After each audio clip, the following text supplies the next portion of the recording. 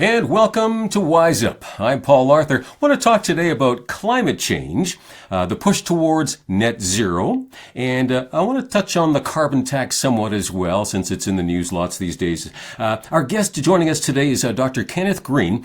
Good to have him on here. He's got a doctorate in environmental science. So really nice to have somebody on who is actually equipped to talk about this. Often we hear people babble on about this sort of thing, and they have no training in it. So he's also an author, his latest book being The Plague of Models, How Computer Modeling Corrupted Environmental, Health, and Safety Regulations. You can get that at indigo.ca or at kennethpgreen.com. He's also a senior fellow at the Fraser Institute, where he recently wrote a study entitled Decarbonizing Canada's Electricity Generation. You can read that for yourself at fraserinstitute.org. So welcome, Dr. Green. Good to have you with us.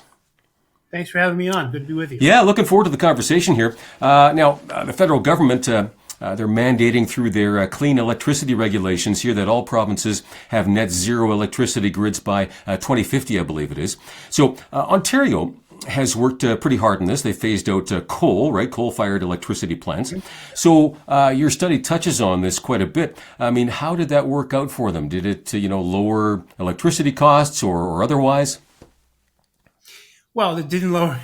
Not only did it lower electricity costs, but it raised them quite significantly. Okay. From the period when they were phasing out coal power from 2008 to 2016, their residential electricity costs went up by 71%. Oh, much, 71%. In Ontario, Ouch. which is almost twice the average for the rest of Canada, which was 34%, reflecting just the cost of fuels and electricity production.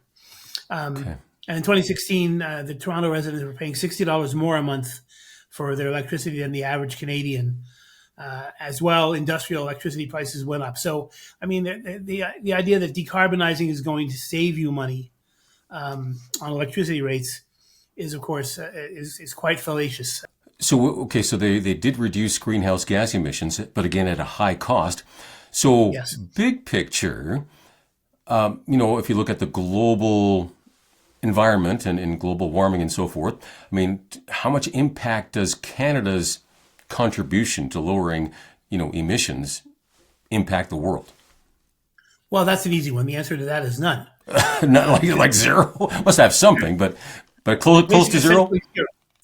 Canada is roughly around 1.6, 1.7% of the Okay. greenhouse gas emissions globally, and that's as an entire country. So a regional reduction, like in Ontario, particularly one province, or a small percent reduction in greenhouse gas emissions in Ontario or in Alberta or in British Columbia is going to have zero impact on the global climate. And in fact, if Canada simply closed up shop tomorrow and just turned off the power switch and flipped the circuit breakers before they left, it would still have no impact Wow. on Okay. climate and the risks that are looming out there from climate change, especially because China is continuing to grow its emissions. Mm-hmm.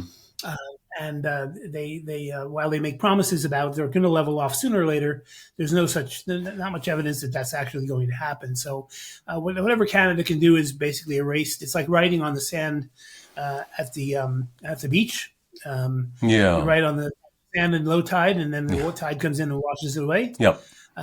Canada is basically riding on the beach at low tide, and China is going to come in and wash away any kind of benefit that Canada could ever Yeah, make. so we have to ask ourselves the question then, is it worth it, big picture, when we have to balance, our economic well-being, affordability and so forth with any battle against, greenhouse gas emissions. So, I mean, what did Ontario do then? What did they replace things with? They got rid of coal. I'm assuming they were using some natural gas there. To what degree did they use wind turbines and solar? They used some wind and solar, but they also refurbished some nuclear facilities. Oh, okay.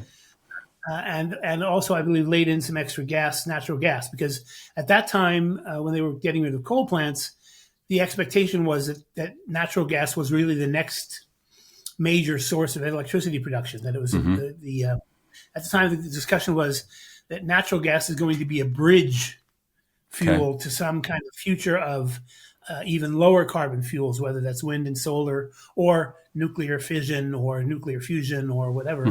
But it was going to bridge, but it was going to be a multi-decade bridge. Pretty quickly, the environmentalists rejected that idea, and so the bridge went from being a multi-decade bridge to being a few years.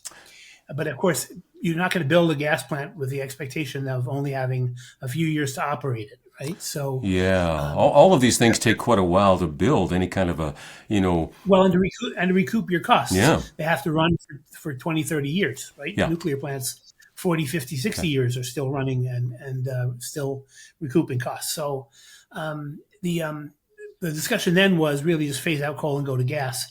But wind and solar, they have deployed some, but of course, the problem is those are very low output sources of electricity and high cost and low reliability, and they require backup anyway. The thing is, your wind and your solar power require 100% backup power from something like natural gas, right. or nuclear or hydropower. Yeah. That are always on. You can have them always on. They don't stop and start on their own initiative, and so you wind up with duplicate power when you're instead of replacing your fossil fuel power with non-fossil fuels, you wind up with a duplicative system in which you have both, but one of them you idle all the time. So there's a cost to that then as well. Oh yeah, and now that there is one other factor maybe you could clarify on. So with wind power and solar power, a big part of that, of course, is battery storage, right? Where do you store that power that's being harvested, when the sun shines and when the wind blows? So that requires, a fair bit of, minerals to be dug up and used in that. So there's all kinds of, gas emissions there, greenhouse gas emissions that are, and then the recycling of that. How, what do you do with the old batteries? There's all kinds of costs and impact on the environment that way as well, right? Well, yes, there would be if there was really a lot of battery storage going on. And the fact of the matter is there isn't. The promises about battery development over the last 30 years since I've been working on any of these kind of environmental issues, 40 going on for 35 years Wow. now. Battery technology has been overpromised and underdelivered for my entire career since I started in 1994, studying energy policy. And using batteries to back up wind and solar power, you can't store enough in batteries for even a few seconds Really? of power at the level of cities. Wow. And things like and much less provinces.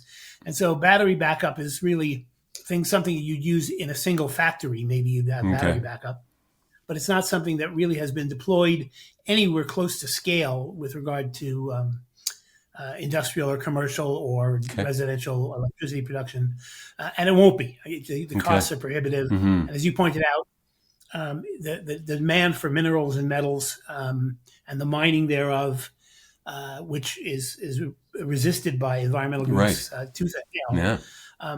Those things are not manifesting themselves either. They're just not appearing. So I don't think battery storage is going to be a significant thing in the future. They simply, when the wind and solar, when the wind dies down and the sun stops shining or the clouds come over, the natural gas backup plant kicks in, or they increase the output of a hydro plant, or they import electricity from an adjacent province, Gotcha.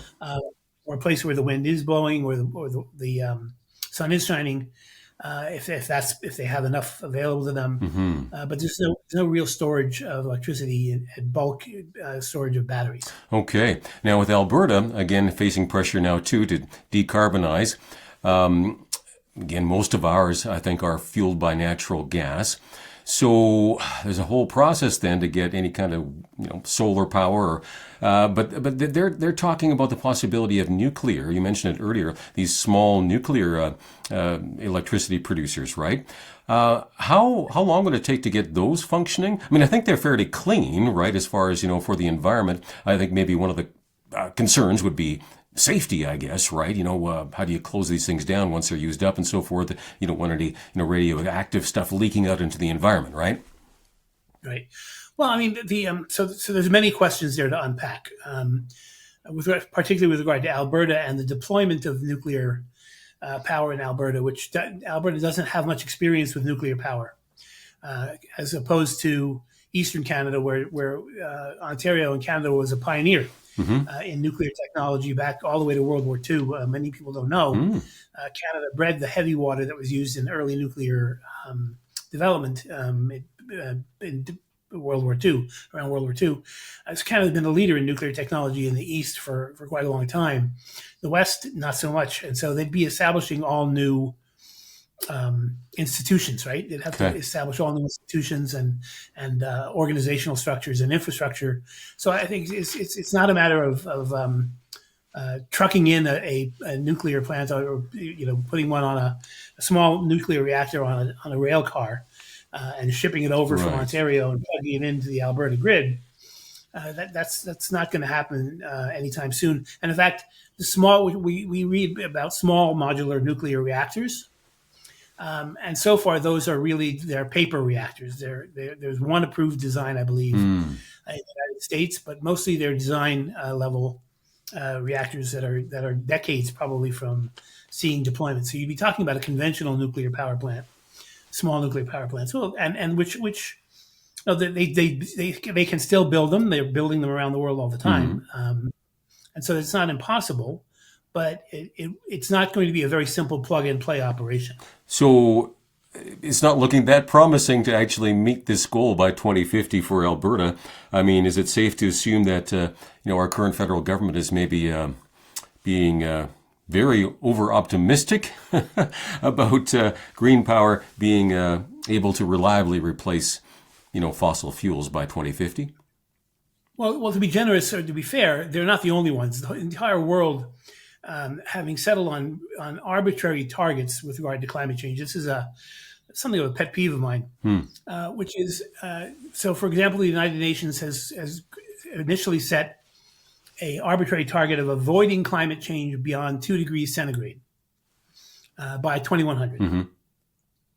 Then it may even have been 2.5 degrees when they first came out with the target. Then every subsequent year of international climate meetings, they lower that target down to the point that now it's to avert 1.5 degrees centigrade of warming over 100 years. But it's a completely arbitrary target because it's not tied to an understanding of, how much harm is there will be done by the difference between 2 degrees of warming and 1.6 degrees of warming. Yeah, so that's a great question. Can you answer that for us? Because we're hearing, kind of a alarmist, the sea level is going to rise and whatever, they won't be able to grow crops or these kinds of things. I mean, so how much reality is there to that? Well, as I said, the targets are essentially arbitrary. They're based on computer models, as my book points out. These models have no connection to reality really whatsoever. And if you compare them with actual measurements, you see that pretty clearly. The models don't reflect reality. They reflect speculation. They're essentially speculative models. So the time target is arbitrary, 1 degree, 1.5 degrees centigrade by 2100. And net zero is equally arbitrary. Net zero by 2050 they were talking for the clean electricity regulations. They'd been talking about net zero by 2035. Yeah. They recently, just in December, as a matter of fact, after the study was finalized, they quote clarified that, no, they really didn't mean that. They really meant 2050, even though they were saying 2035. So they're pretending that they were misinterpreted about the targets. Okay. But I look at the calendar today, and surprise, surprise, it's 2025.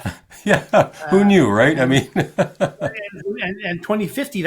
By my math, that makes 2050 only 25 years away. Mm-hmm. That's the life expectancy of one new power plant. Right. Much less, but in order to actually replace all the power plants you need to replace to get to net zero, you have to build dozens, if not hundreds, of wind and solar power plants to replace your natural gas and coal. And that doesn't even talk about the emissions from Alberta's oil sands, which is different than its electricity production. It's a matter of the greenhouse gas emissions come because of production of bitumen and energy used in doing so. And again, evolving the technologies to drive those down has not appeared over time. There has been some improvement, but it's a very, very slow process. So this idea that you can pick an arbitrary date Right. and that magically your technologies will appear by that date, and even earlier along the way they'll suddenly appear, like better EVs with right better batteries Right. and things Right. like that. Yeah. They've been making that since 1910. So Okay. every 20 years there's an EV revolution that promises 500 miles of range and really fast charging and things like that. And every time it fails and the whole thing collapses. So Yeah. these are arbitrary deadlines Okay. and timelines that have no relation to actual reasonable, rational policy response to the real risks of climate change. To sort of Well, pragmatically conceive risks from yeah. Let climate me change. ask you about that. I mean, what are the risks? Okay, so first of all, with climate warming, I mean, again, if they're talking, 1.5 degrees, 2.5 degrees. Now, well, let me ask you two things, I guess. Is the climate warming globally? I know there's spots where it's warming, I think, but overall, big picture is the globe warming overall, and is that harmful? This could be a long conversation. Okay. Well, Okay. is the atmosphere warming, right? So we talk about global warming, and people seem to forget that the globe has got mostly crust and dirt and rock and metal in the Right, middle, right. and a layer of air around it. Really, what we're talking about is the atmosphere warming, Okay. and around the globe. And the answer to that seems to be a clear yes, Okay. as measured by satellites, which are the only thing that can measure the total globe atmospheric temperature. The satellite readings since the 1970s, roughly, do show that the atmosphere is warming relatively slowly, Okay. mind you, but it is warming. And that's just as well, which the surface temperature records taken with thermometers and things like that, which is much less reliable because the technology has evolved so severely over the years, from hand painted thermometers in the 1700s and the 1800s Okay. to modern electronic thermometers, in recent years, decades. But yes, both of those records show that there is some warming of the atmosphere. And just to set the record straight, as you said, my training is in environmental science and engineering, and Okay. I find it plausible to believe that some of that warming is because we have been emitting carbon dioxide and other gases into the atmosphere that do seem to retard a little bit of outgoing radiation from the Earth, and therefore trap a bit of heat Right. in that little layer of atmosphere. So I think it's plausible that some of the warming that's observed, about 1.5 degrees of warming that have been observed since the Industrial Revolution. Part of that could be human greenhouse gas emissions, mostly since World War II, Okay. because prior to that we weren't using a lot of fossil fuels. But not exactly how much of it is human caused. I don't think is possible to say at this point. Okay. So it's not as clear as perhaps No. some groups are making it out to be. All right. Fair enough. But again, well, just real briefly, I mean, if we did, go up by 1.5, 2 degrees, would it be, threaten our existence? How bad would that be? Oh no, I don't. And we're talking centigrade here. Okay. But I don't think it would be. I don't think anybody feels it's threatening well, nobody who short of hyperbole thinks it's actually Okay. enough to end civilization as we know it. I mean, the fact of the matter is there are parts of the world now that are far more than 1.5 degrees warmer than the average in Canada Of that do course. just Of fine course. in terms of Yeah, making good point. Yeah. We'd like it to be warmer here in Canada civilization. sometimes, right? So, Right. okay. I mean, so you're talking about, again, the risks of climate change, and you talk about managing the risks. Do you want to unpack that a little bit for us? Sure. Well, to me, that's the interesting question, because the actual warming is really not the risk. As I said, there are most of the world has a much bigger range of temperatures than we're talking about increasing from 1.5 degrees to 2 degrees. You wouldn't that amount of increase over general heat around the world, as it manifests in individual places, is unlikely to be the major part of the risk. That the risks attached to global warming or climate change.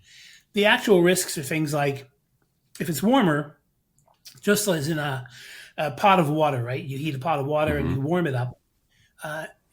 the molecules move around. It becomes more dynamic, and things in the water, and then it gets hot enough, you get bubbles forming. But even before that, you get currents and things. If you heat a pot of water and you watch, right, you'll see you get currents and things doing different things and cooling down, the same thing. So the question is whether or not the warming that we're going to see will lead to other things like perhaps slightly longer heat waves, or maybe slightly more intense heat waves, maybe wetter rainy seasons, or possibly slightly drier rainy seasons, possibly somewhat higher risk of forest fires. Mm-hmm. And other places will have lower risk of forest fires because there'll be more rain and more precipitation. So the risks of climate change are actually secondary to the warming, and they're also extremely localized. And that's where we have almost no knowledge, because modeling at the global level is one thing. You can measure you can use satellites to measure at the global level, but our ability to measure the changes at regional levels have been low since the first of the international panel on climate change reports back in the early 90s. What they call downscaling these global models so that you can actually figure out what's going to happen over North America is extremely difficult, and we have very little idea what will happen at those continental levels. We have even less at like national levels for Canada. So if you read climate reports by the United Nations and others, they don't even break Canada out in terms of risks of climate. It's treated, the North American ecosystem, essentially the North American continent, is treated as one unit. And yet, look at the differential temperatures between Florida and Oh yeah, it's huge. Toronto. Yeah. Okay. And the raininess, the susceptibility to storms, hurricanes, things like that. The range is just massive. So understanding what the risks will be, even at the continental level, we have no ability to predict them. So maybe we need to be, spending more money on figuring out how to do that, right? Well, I don't think we need to spend more money on trying to figure out how to predict things. I'm, as my book shows, the book talks about. I don't believe in soothsaying, and I don't believe in predictive models. Whether they're economic models, whether they're government models, whether they're science models. I don't believe one can predict the future, period. But I think what we can do is we can ask, okay, if there's a probability that these things will happen, that we'll get more rain, that we'll get more heat, that we'll get more drought or more whatever, we should be asking ourselves, okay, so what is the rational response to that risk? Is it trying to futilely bring down greenhouse gases emissions in Canada? Or is it things like looking, if you're concerned about sea level rise, should you be looking to your seawalls out in British Columbia and asking, okay, how can we create institutions whereby if the sea level rises, we have the wherewithal to increase the height of our seawalls? Okay. Just some practical planning ahead. Okay. It's adaptation, right? You want to be able to adapt to change, and you want to be able to be resilient in the face of change. That is, you want to have the institutions in place that you can come back from a negative thing, even if you couldn't predict it.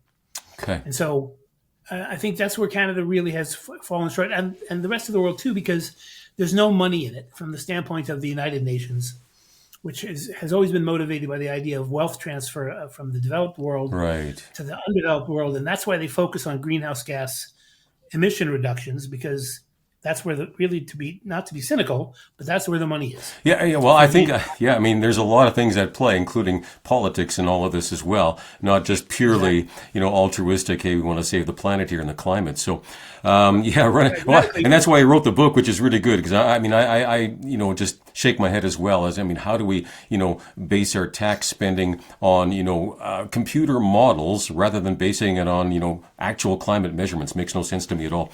I want to wrap it up here. Where do you see this climate change debate and, government policy going over the next decade? Well, I think we're approaching an interesting time because basically systemically and globally, the institutions that are addressing climate change that have been beating the drum on climate change, very alarmist about climate change, they're failing. They're failing to achieve their goals. They're failing to achieve their targets. Emissions are not coming down. Countries are not living up to in many cases, are not living up to their commitments under international treaties. And these institutions are failing steadily and having trouble herding the cats and getting them to actually obey the marching orders of the global climate community. And I think that's actually going to accelerate because so many technologies are proving false. Wind and solar power are failing to deploy. Electric vehicles are failing to deploy. And then, of course, the willpower of the wealthy countries or wealthier countries to transfer $100 billion a year to the developed world, as the UN wants. They're getting an answer of like not only no but heck no, we can't afford that, and so I think a lot of these things are on the verge of collapse. The existing paradigm about the climate, I think, is going to fail. The idea that it needs to be controlled globally through an international body with treaties and things like that, as opposed to countries doing pragmatic things to reduce their risk. I think we're heading toward a shift toward that kind of pragmatic policy, and I think you're going to see it first in the United States beginning this year. Right. Okay. I'm out of time here, but appreciate your thoughts on this, Dr. Green. All right. Dr. Pleasure. Kenneth Green, our guest today, author of The Plague of Models, and you can get that at indigo.ca. Again, Dr. Green's website, kennethpgreen.com, and you can check out his study here on decarbonization with Canada's electricity generation at fraserinstitute.org. Thanks for watching. You can check out the podcast at WizeUp.ca.